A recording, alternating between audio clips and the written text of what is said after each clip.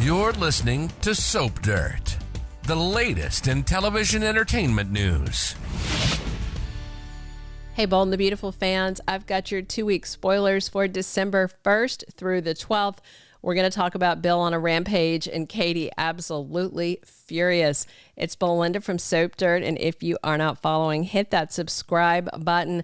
Let's get right into it. On Monday, December 1st, we've got Bill trying to convince Katie to come work with him at Spencer Publications. So it looks like she is feeling increasingly superfluous at FC because Brooke and Donna were so worried about her health, they brought in an outside PR firm, but it's really starting to sting Katie, and Bill doesn't like it. So this week, Katie and Bill are going to have a really serious talk about her coming over to Spencer Publications because Bill doesn't like it at all that Katie is answering to Ridge and Brooke, but I'm sure it's Ridge that's the bigger issue. We know how Bill feels about the dressmaker.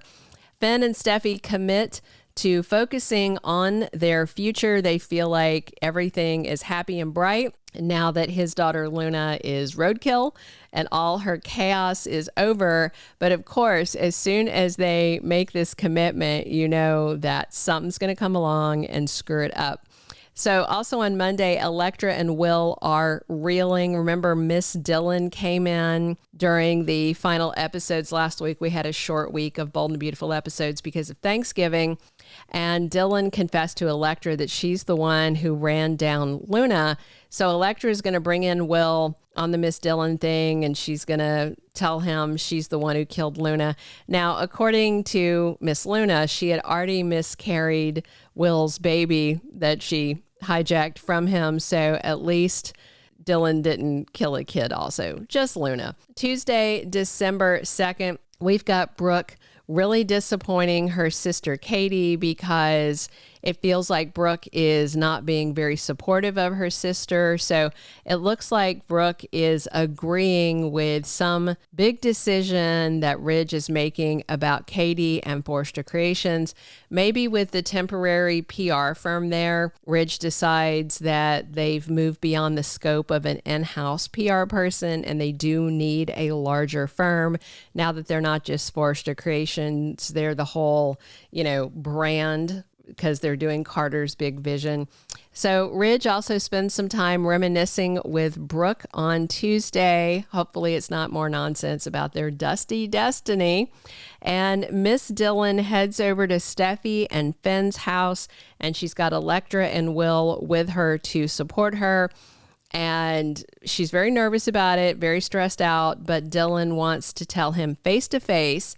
So she confesses to Finn that she is the one who ran down his daughter, Luna. Now, she did call the police, and let's be real, the girl ran right into traffic, fleeing a manhunt. Everybody was out there looking for her, so it's not Dillon's fault, but she really wants to tell Finn that she's very sorry for killing her daughter. So hot on the heels of Steffy and Finn saying, oh, good, no more Luna drama, Elektra and Will show up with some more Luna drama. All of this stuff to me are red flags that maniac Luna isn't dead. We didn't see her corpse. We haven't seen her zipped into a body bag. And even when they do that on the soap, they still resurrect them. But in this case where we haven't seen her dead body or anything, I don't believe it. And I don't trust Brad Bell isn't trying to resurrect her yet again. Wednesday, December 3rd, we've got Brooke completely blindsided by some news that Donna delivers about Eric.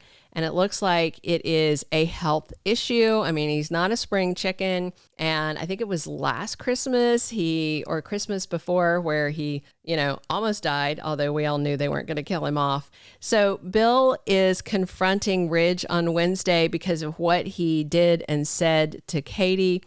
Now, I don't think Ridge is going to outright fire Katie, but he might tell her that they are going to use this outside PR firm and they'll find something else for Katie to do, essentially pushing her aside. Or Ridge may even tell Katie she should take some time off because of the stress and, her grandbaby just died because of the miscarriage and then Luna got run over and all the Will stuff. I'm sure Bill and Ridge are going to have big beef over this. They're just inventing loose ends right now. Thursday, December 4th, Taylor gets a visit from Deacon. So I don't know if it's a therapy session or a personal chat, but their chemistry is off the charts. They are sparking. Sheila thinks that their marriage is fine, but Deacon's Thanksgiving wishbone wish was to win Taylor's love, and he is out there trying to make it happen. Good for Deacon. Hot on the heels of that showdown with Bill over Katie, we are going to have more tension at Forrester Creations because Eric and Ridge have a very intense conversation and confrontation at the office, and it looks like he wants Eric to retire, most likely because of his health taking some kind of turn for the worse. Ridge tells Eric, you need to ride off into the sunset and enjoy life. And Ridge said, that's what I would do if I was in your shoes. And Eric snaps back that you're not in my shoes. So I don't know if the cancer's back or it's some other new thing. Also, we've got Hope, Deacon enjoying some quality family time on Thursday, and I'm sure they're going to push him to dump Sheila, which coincides with what Deacon wants as well. Friday, December 5th, we've got Eric's health concerning everybody, and Steffi starts talking to Finn about her deep connection to Eric. So obviously, Steffi knows about her granddad's health issues that have cropped up. The week of December 8th through the 12th, we have to face this big question. Are we going to have both Katie and Eric sick at the same time? Is Brad Bell planning a doubly depressing Christmas for fans? I don't know what's wrong with that man.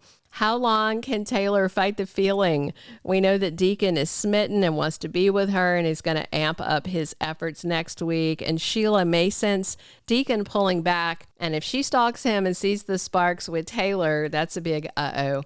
Eric's new health crisis is increasingly concerning for the family. And I'm sure Donna wants her honey bear to also retire, but the last time he was, having issues and sick, Eric doubled down on working, and they had that whole fashion challenge thing, which, by the way, he lost. So I hope they don't go that route and repeat that plot. But I don't have any faith that Brad Bell won't.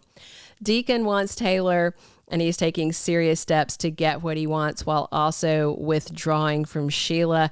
Hope and Deke may try and parent trap Deacon once they know that he's crushing on Taylor, and things get increasingly strained between Ridge and Eric, not only professionally but personally. The last time that Ridge tried to push Eric out, he thought he was doing it for the right reasons, but that was before Ridge even knew that Eric had what started out as the mystery illness that then they finally said the C word, said it was cancer. So we'll see how this one goes, but Eric owns more of the company than Ridge, so he could fight back, especially if Steffi aligns with him. Thank you for being a loyal listener. Follow us wherever you get your podcast, because you don't want to miss the next episode. Soap Dirt is on all the major podcast platforms, including Apple Podcast, Spotify, iHeartRadio, and more.